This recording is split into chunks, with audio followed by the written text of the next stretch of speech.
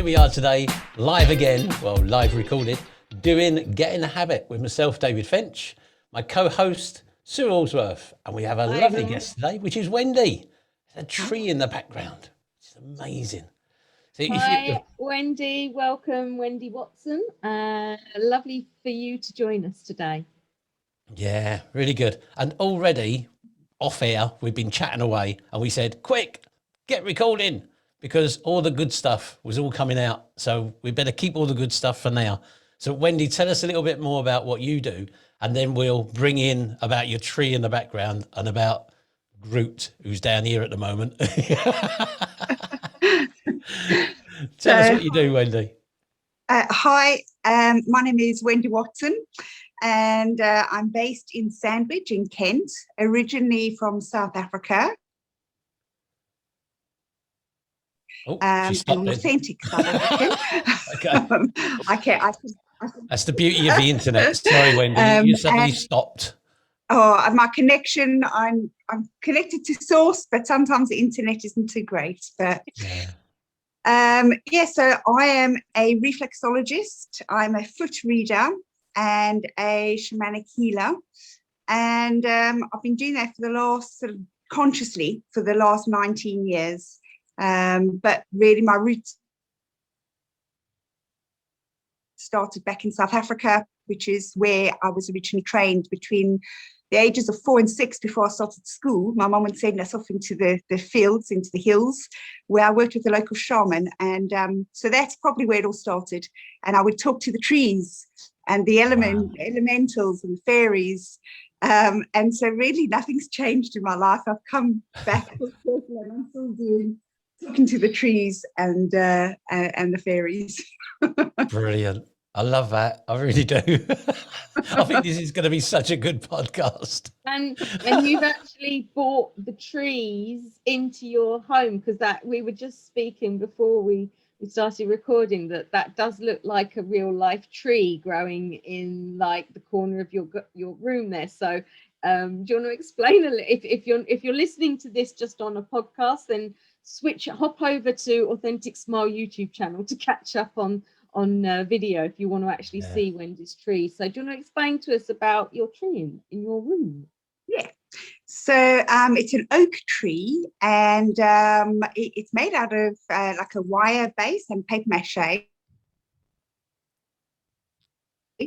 But it looks pretty real because I had a fantastic friend who's an amazing artist help me to do this. And I love the oak tree. It's very English.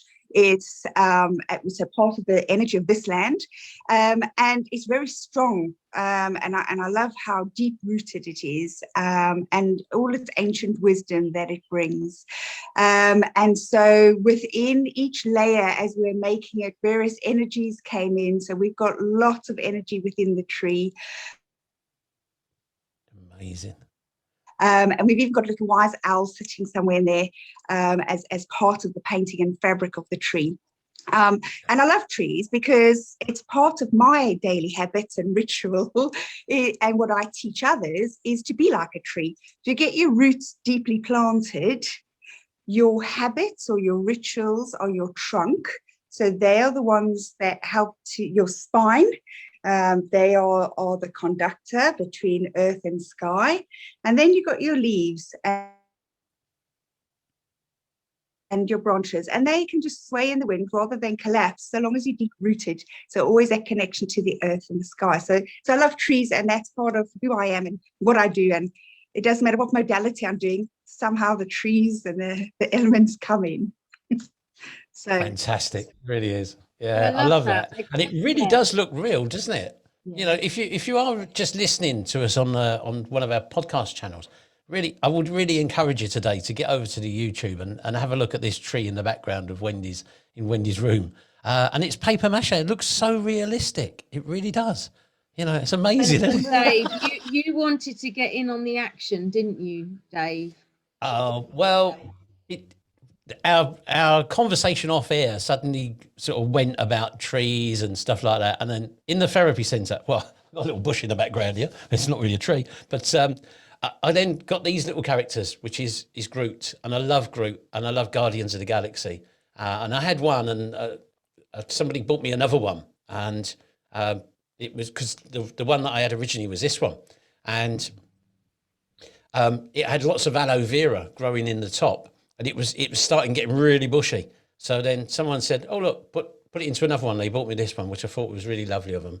So I've got 2 little groups now, and actually I use these within sometimes within the therapy session that I do about regrowth, because those people that don't know Groot from the films, is all about regrowing, and you know, sometimes he regrows as a different person, and we can all do that as different people. You reinvent ourselves.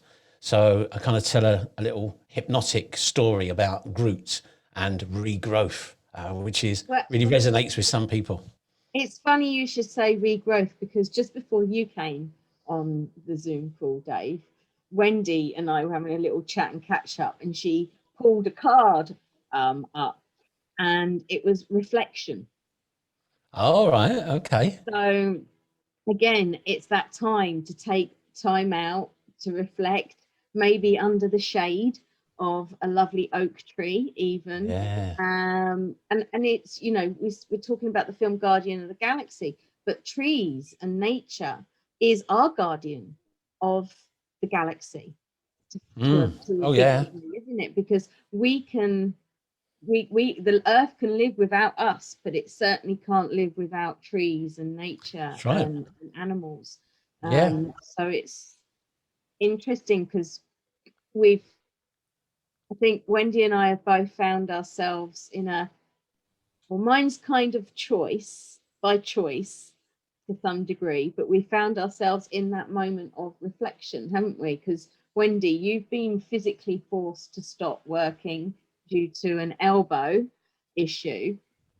And how does that feel? Because you doing the reflexology and you were starting to do physical treatments again, just sort of coming out of lockdown, and then all of a sudden having to stop that again. How has that affected you, your habits, your routines, and your rituals? It hasn't fully stopped me, but it's kind of, you know, the message is there. At first I fought against it because I was like, oh, I haven't been hands-on for such a long time, and I really love hands-on, and I love the distant work as well, but this is you know, my passion. And so at first I fought against it, but actually more and more for me, the personal lesson here is it's on my right side, so it's my past, and it's symbolic of being chained to being a slave and just doing without thought, without you know, myself, kind to myself, and I can almost see like chains being released. So it's quite a powerful healing session for me, as in life we go through these cycles, and so this is quite a powerful one for me, and I've been working on that, and I love how we're given these opportunities, and it's up to us whether we want to take them up or whether we want to just carry on the treadmill. Yeah, or change life's full of opportunity. on the treadmill. Yeah. I totally can resonate with you on that one. Sometimes the universe gives us a few options to stop and breathe, and we just don't do it. We resist it for whatever reason. And you're sometimes on the treadmill so much you don't realize or know how to get off it. Yeah. Do you? Yeah, and right. so something has to come along to sort of shake you up and say, actually, whatever you think you should be doing or could be doing, I've got a totally different plan for you.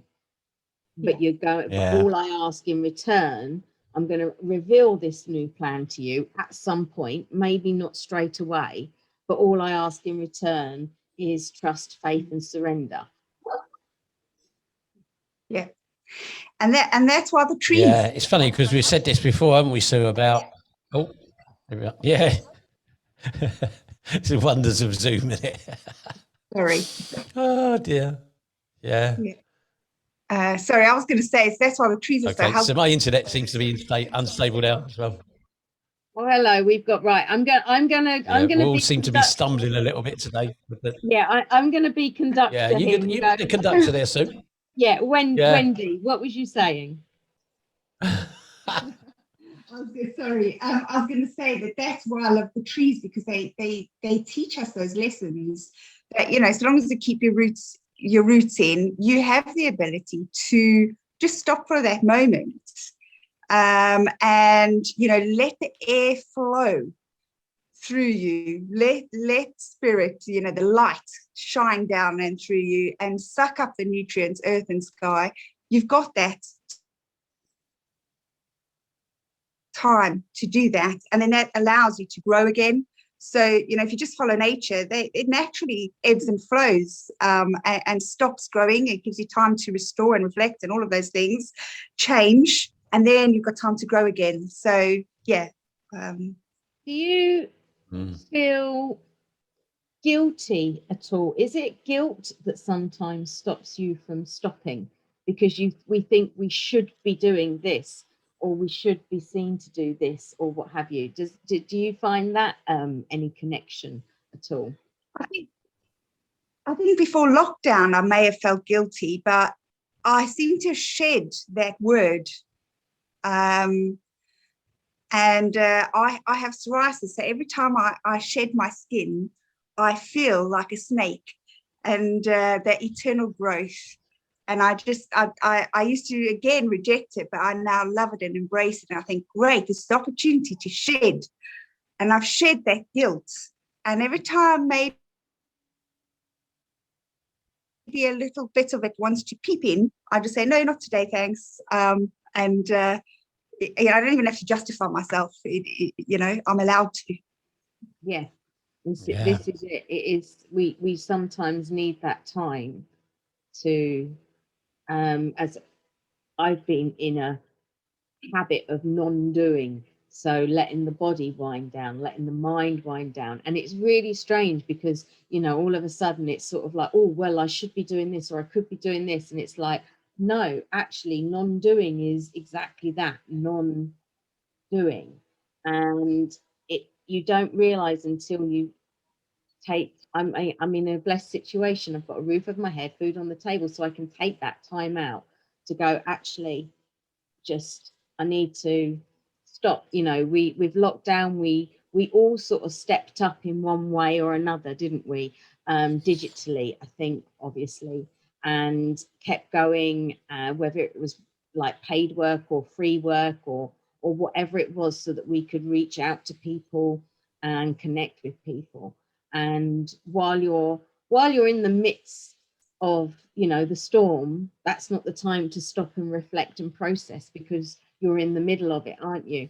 And as we've sort of coming out this other side slowly, because I don't see that we're in the clear yet personally, we're still going to take it very carefully, I think, and cautiously, but it's now that time that for me, last year sped up, and now this year is starting to slow down again. Even though last year for a lot of people was the slow year because of lockdown. Does that make any sense? Yeah, definitely. Yeah, and I think the thing is, there was that time of reflection for many of us, whether it was last year or even this year. There's time of reflection. I mean, so sometimes you need to do that and take that time. Some of us did, some didn't. You know, some people just carried on and, you know, just couldn't wait, or got frustrated. And other people went, oh, this is nice. And I think actually, I was saying this the other day, is that the world seemed to take a breath. There were certain times in the world, you know, there was certainly a time when I was in the garden one day and I looked up in the sky and there was no plane lines going over the top, which really makes a lovely picture. It's a beautiful blue sky, but none of those vapor lines. So nobody was flying anywhere. And it was really a moment that was like, wow, the world has stopped. And it was quite nice, actually, for it to do that, you know. And it's interesting talking about reflection, on how do we make reflection a habit? And if so, do we do it in the right way? Because stopping does mean stopping. So in theory, if I had my own little fantasy world right now, I would say that I'm in a place where I would just want to go off and travel, you know, maybe not run away from things, but you want to escape from things.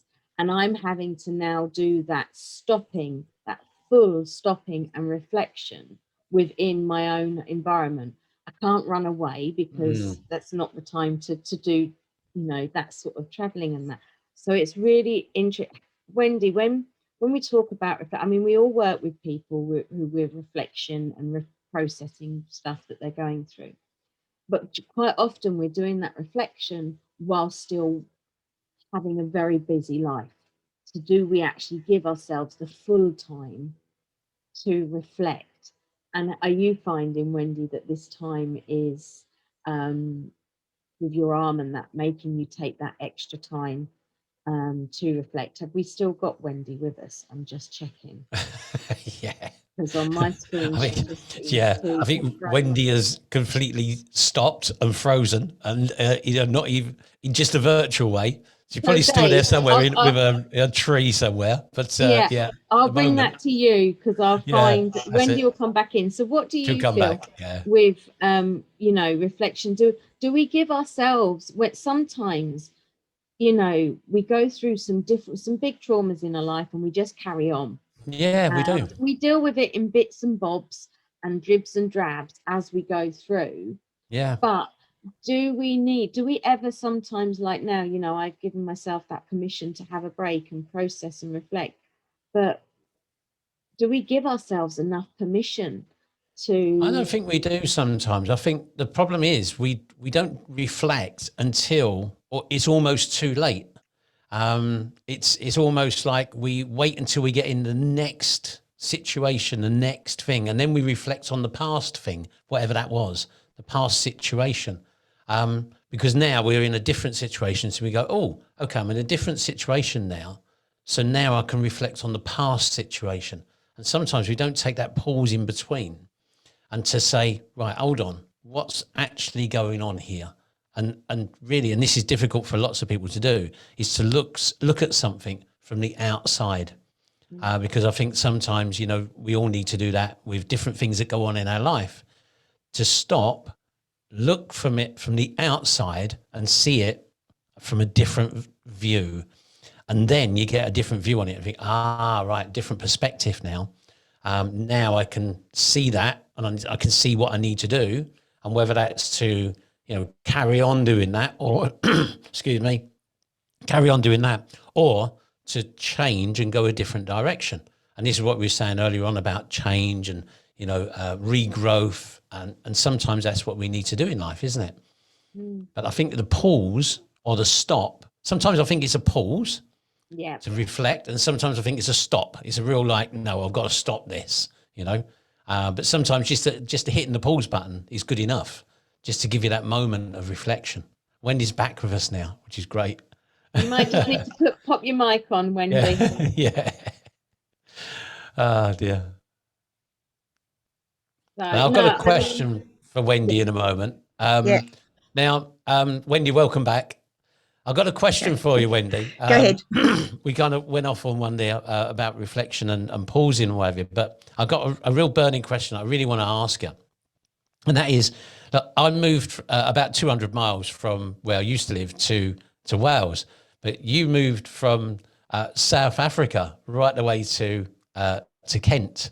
How did you move from South Africa to Kent? Why did you choose Kent? You know, out of the whole world to go to, you went, I'm going to go to Kent. Well, originally, obviously, my family are actually from Sunderland up north. Oh, right. And so my parents are originally from there, but I was born in South Africa. So I came out and I spent a year in London, actually, the first year in London, and met my husband. And, you know, the rest, as they say, is history. And moved to Kent. And one of the many synchronicities about living in Kent is firstly this swallows that travel from Kent to South Africa go to my hometown, Alberton in Johannesburg, because they tag them, and they're the exact ones that from Kent that go to Alberton. So that is just blows my mind. And then the second thing is, during my childhood, in our holidays, we used to go to the South Coast and to a place called Margate and Ramsgate. And here I live right next door to that. So I this synchronicity is amazing. And of course, I couldn't resist all the trees. Living a year in London, it did my head in with not as many trees in space. So yeah, moving to Kent was the Garden of England.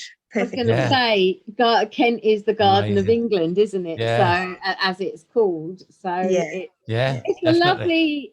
I have to say, Kent is a lovely little pocket. I had to leave this country and live abroad to be able to come back to this country and fall in love with it again, and start a new love affair, shall we say, with England and Kent and where I live. Yeah. I mean, it took me many years actually although I was physically here, it took me a long time for my soul to arrive. And it was actually, I was doing a drum birthing workshop with Jonathan Weeks. And it's really interesting because you've got as you're making the drum, you start at the north and you go through all the directions, and we got to the south, and I was like really emotional. I was like, okay, just sit with this and reflect. And anyway, we go all the way around, and somehow I ended up tying off this drum on the south. And they were like, well, nobody's ever done that before. It's all correct, but how have you ended up back in the south? And I was thinking, that's because that's where I'm from, and it was suddenly then I kind of just felt myself like really coming into my body, and I was like, I'm here. And then started to connect with like the energies of this land more. So yeah, it's been an interesting process, but I've been here maybe 26 years. So cool. Yeah. No, I can understand that hit a chord actually. Whereas I was physically here in England, but it wasn't until I came back to England by choice. I chose to come back to England. When you say that my soul wasn't here, I don't know where my soul was prior to that. Well, it was in Peru, certainly for 6 years. But I feel that I'm connected now. This is my home in that sense. That this is where my corner of the world needs to be, and I'm very grateful for it. Even though it's lovely and raining today, but I love it. So. What's amazing, we're chatting here and it's pouring down with rain there. It's a beautiful day here, absolutely stunning in South Wales. Yeah, we have our fair share of rain, don't worry. That's why it's so green. There's the south coming in again. You're on the South Wales, so we're all So Wendy, before we wrap this up today, and I know apologies to anyone, as I know we've had a few little internet issues, but that's life. And we've soldiered on. No, we're British. Keep calm and carry on. Being a reflexologist myself, but not practicing as such I do more for enjoyment these days rather than as a job. But what are there any tips? And because we've not spoken about feet on the habit of the podcast, so are there any habits or good habits or anything that you can recommend for our feet? Yes, loads. So I love the world really. We can tap into many of them, but I'm going to just do something very simple. So the first thing is obviously our feet connect us to the earth. And like those trees, unless we get our roots down deep, doesn't matter what else is going on in our lives, we will keep falling over unless we get rooted and grounded.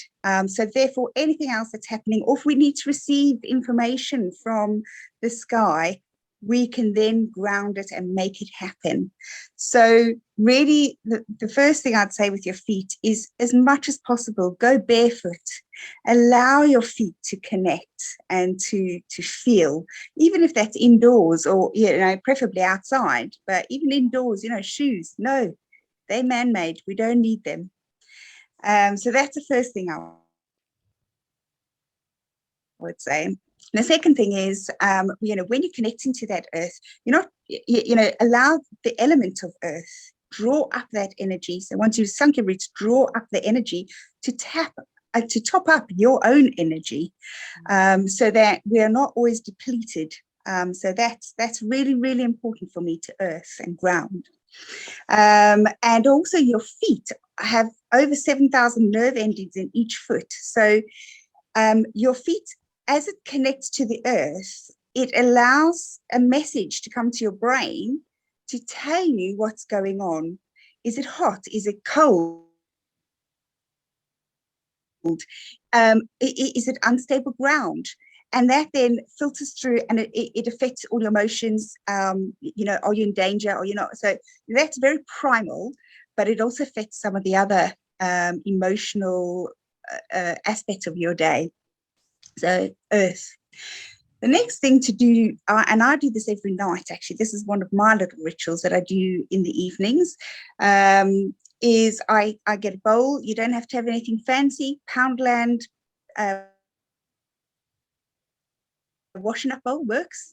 If you have anything more fancy, go ahead, use it. But I put in some Epsom salts preferably, but any salt will do, and just soak your feet. So, and as you're soaking, just imagine letting go of any of the rubbish that's happened during the day and just letting it soak away. And Epsom salt, yeah, it is beautiful. And Epsom salts in particular helps to draw out any negative energy, but also any impurities. So if, for example, you're taking medication, it just helps to detox the body as well. So allow that to happen. If you want to, you can add essential oils, but if you're not trained, just be careful with essential oils. They can sometimes make you more unwell. So it can be an irritant on the skin. Don't mess with it. Yeah. So just stick with the salt, and then so soak your feet for a good while. And as I say, do that visualization. Make sure you dry your feet well, especially in between your toes. And in between your toes, if you separate them, it gives you that time to reflect. It gives you time to separate your thoughts, your emotions, what you're doing, family, friends, communication, relationships, and your sense of security. Just separate them all as you're drying those toes, and just give it space to feel its way through and reflect on the day. And of course, obviously, drying is so important so we don't get any, funky feet. Funky feet, I like that. I love the way that we started this podcast with, I know you've changed location now, but we started this podcast with a tree, and we've kind of artificial, but in theory, the oak tree of nature. And we are ending this podcast with our tree.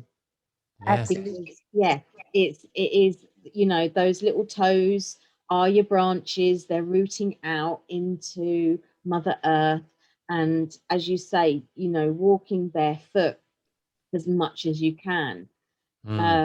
People don't realize how many nerves we have in our feet, and we are on them. We give our feet a real good pounding most days, and they're one part of the body that we without feet you don't have anything to balance and walk on, unless you go to artificial sort of thing. But even artificially, you need to have feet.